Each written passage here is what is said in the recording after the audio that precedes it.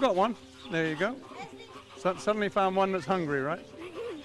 My name is Mike Lubbock. I'm the Executive Director of Sylvan Heights Bird Park. Mike Lubbock has been breeding birds for nearly 50 years, mostly for zoos and private collectors.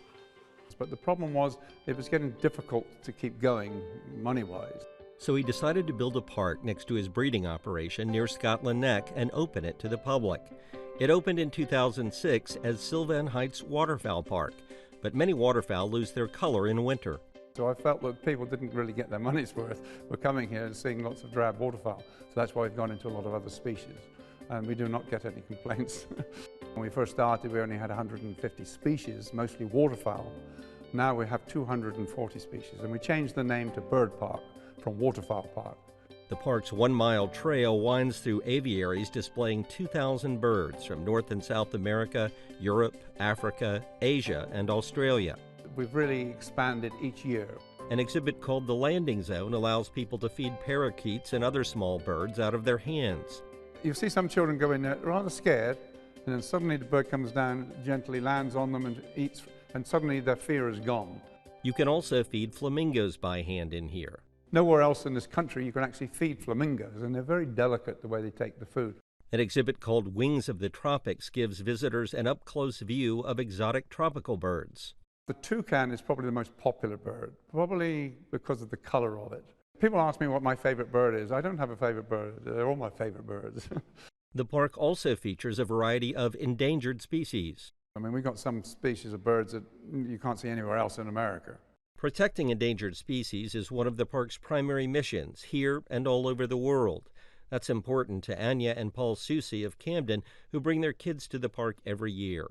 We have the opportunity to talk about endangered species and to understand maybe some of the behaviors that lead to species becoming endangered. And so, for them to see an animal face to face that is facing extinction, perhaps, that's an opportunity for them to understand a little bit more about why that happened. I don't think we'd be aware of most of these birds existing unless we came to this park.